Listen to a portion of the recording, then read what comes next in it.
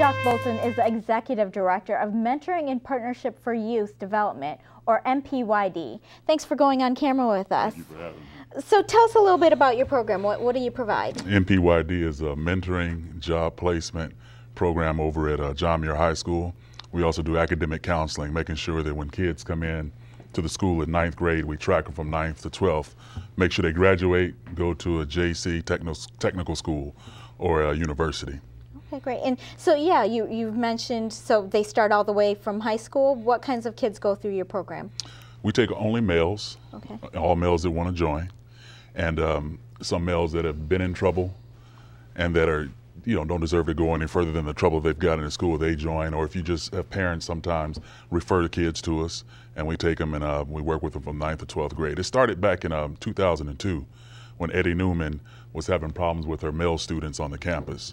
They were having fights and just all kind of problems they were having. So she reached out to a group of men and asked them to come on campus and volunteer to walk the campus and help her with her male students. Most of them were football players. So Tecumseh Shackelford, Johnny Driver, Belton Paget, Gene Campbell, Kenny James came on, and Dale Yarborough, and volunteered their times every day just walking that campus. And it started to work. It was very effective. And then from that, we hired a full-time staff, and we've been on the campus ever since 2002.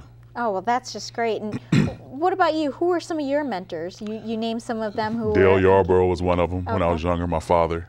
All those guys really helped me and showed me, how to be a man. And it was okay to get your education. You can still be cool, still have an education, but education was ultimately important. Absolutely, and that's the problem for a lot of the young males probably, is that they might not have the male father figures at home. Yeah, that's one thing. The other thing is some have them at home, but it takes more than that. I know you've heard the saying, it's cliche now, that it takes a village to raise a child. Absolutely. Well, we try to provide that village at John Muir High School. And the principal, Cheryl Orange, and the vice principals, Dr. Parks and Mississippi, all of them have been great in allowing us to have the kids' grades, to know the kids' grades, access to the kids. We actually operate during the school campus during the day, on campus during the day. Okay, so they're mentoring at school? Yeah, okay. Yeah, our offices are right there at Muir during the school day, so we have access to the kids while they're at school. And is it a structured program, or how does the mentoring work?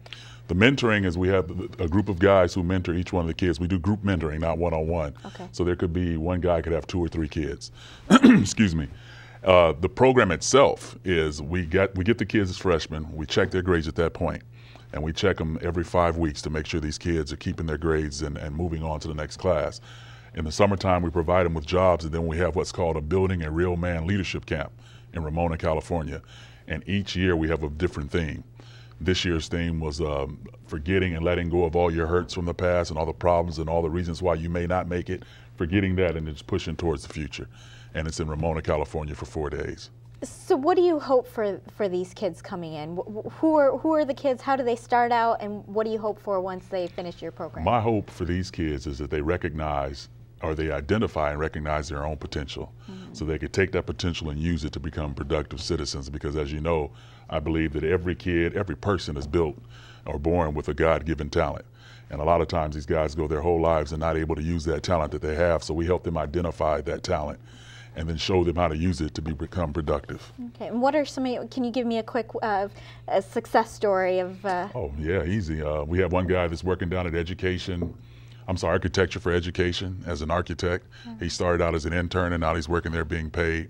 We place kids all over in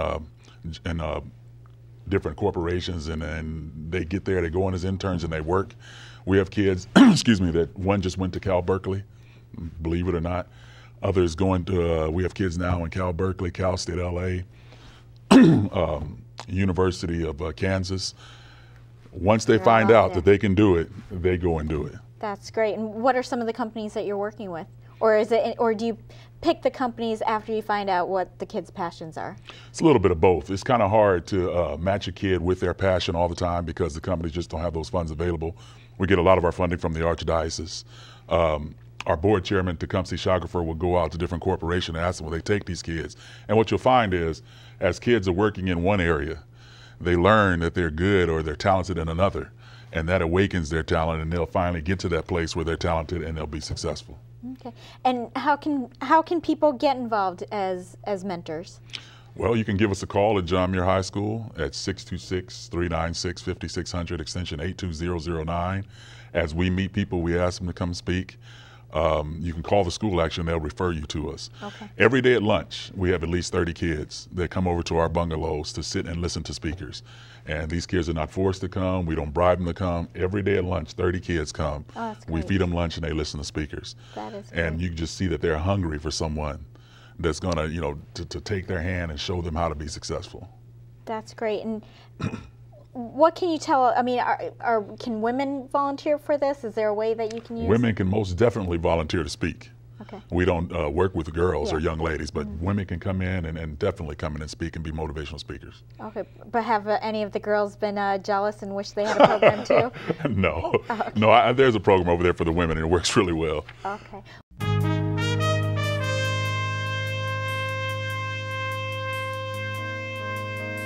Back here with Jacques Bolton, Executive Director of a local mentoring program, wants to help young men get direction and guidance. Thanks for going on camera with us, Jacques. So, tell me, what classifies, I mean, there's so much being said about young men and how they're kind of falling behind the girls. Girls are, they're outranking them at colleges and things like that. What classifies young men as at risk? All young men are at risk. That saying "at risk" is interesting because all young men are at risk. These days, it doesn't really matter where you're from or what you do. Once you come to a school or a gathering where everybody is, you're at risk to those things that cause you to fail. So at risk is everybody, all young kids today. But what is it with our young men that you hear so many of them getting into trouble? Well, it's the draw of the neighborhood, the peer pressure to do what the other neighborhood kids and the older ones have done and the other young ones are doing. So you have to have a strong character not to fall to that peer pressure, which is really hard. It's the peer pressure at school, the style at school. For instance, our biggest thing is you don't come into our building, our offices, or where we have our lunchtime program if you're sagging. And as we know, that's a style. It's almost a culture now with young people. And with the pants, sagging about, with the pants, yeah, exactly. yeah. And so you see everybody else doing it, and you don't do it. What's going to happen? Mm-hmm. You're going to get talked about or look like you're crazy to the other students. And so what we're trying to show them is that do what you do when you're around your friends, but when you're around us, when you're around people that can give you a job, teachers, pull your pants up, look presentable. So it's falling to all those cultures and fads and the peer pressure of your other students. And then when you fall, it's when you usually get into trouble. Absolutely. Now, you were mentioning during the break that you had a mentor that meant a lot to you and really kept you going forward. What difference does a mentor make to these kids? How do they really reach them? Well, it's two. I mean, once these kids see that there's somebody out there that really cares about them, then there's a relationship that's being built and that is built. And kids don't want to disappoint that person that cares about them. That's one. The other thing is, when you have mentors that have been where the kids are, I keep saying kids, let's say students, where the young men are, they see that this guy had the same problems that I did and they made it. And so I can do the same thing that they've done. And so they get motivated by the success of the mentors, and then when the relationships are built, they don't want to let the mentors down. Mm-hmm. And so they try really hard to do what the mentor is asking them to do. Okay. Now, some people say that maybe jail is the best thing for some of these kids who are getting into trouble. Maybe they'll be scared straight. What do you think about that? For some kids it might be, but for a lot of them it's not. Mm-hmm. It really isn't. It's getting that second chance or having somebody saying, come on, you can do it. Some of these kids have never had anybody say, you're good enough to make it. Mm-hmm. And so they just fall with what's going on around them. But to have somebody cheering them on makes a big difference. For some kids, jail is the way. You need that sometimes to set your life straight, but not for all of them. Mm-hmm.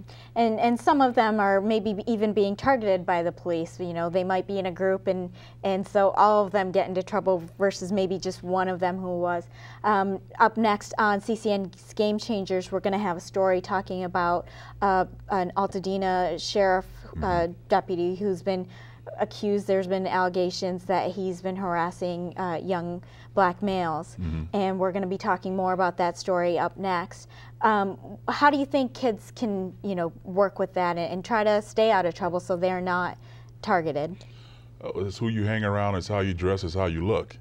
I mean, if you present yourself as a gangster, gang member, kid in trouble, then that's who they're going to be looking for. And if you don't, and you go about your business, I mean, there are times when you get in trouble for no good reason or get pulled over for no good reason, but for the most part, they're looking for people that fit that role. And if you don't dress and don't fit that role, pretty much, you can stay out of trouble pretty much. And when and why, how did you become a part of this program? Well, it's kind of funny. I was at a computer doing some work. I was the executive director of the YMCA, and I had a large sports program at one time, and I was actually, I was retired from all that, and I was at a computer and I saw this come up. And I was like, man, this is right up my alley. It's something I want to do, working with kids. They're right there on the campus. They reach the kids all the time. Let me go for it. And I did, and that's how it happened. I've been there for about 9 months now. Okay, great. Well, tell us again your website, so if people want to find out more, where they can go. Our website is being built, but our number is 396-5600, extension 82009. Or just call John Muir High School. That's John Muir's number with our extension. Okay, perfect.